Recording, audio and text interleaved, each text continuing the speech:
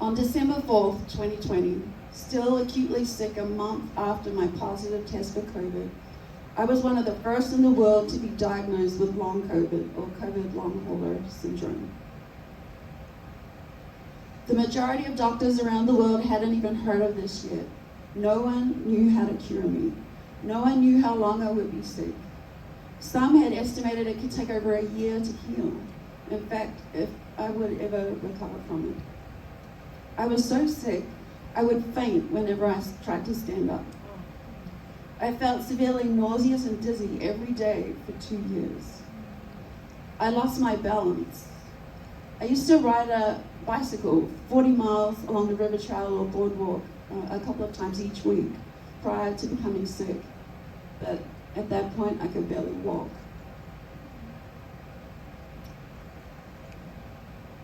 I lost most of the movement in my left hand.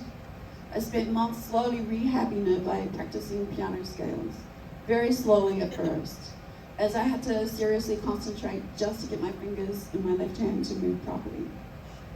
I could barely feed myself as picking up a fork laden with food took too much air and energy. I would fall asleep after chewing 2 mouthfuls of food. The digestion process took far too much energy. I lost so much weight that my sagging skin just hung around my bones, and my eye sockets were dark and deeply sunken. Every breath was a struggle. I felt like I couldn't get enough air for 2 years. I had a fever or chills for 2 years.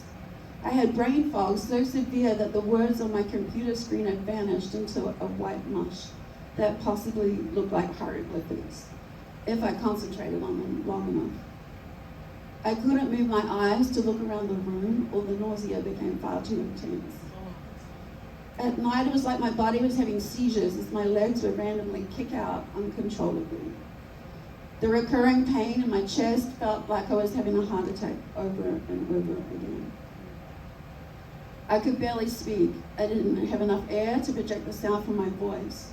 I couldn't find the right words to say either, as my mind was so blank that when I did speak, my output was extremely garbled. People couldn't understand what I was saying. My brain-to-speech connection wasn't working properly for some reason, and I didn't know why.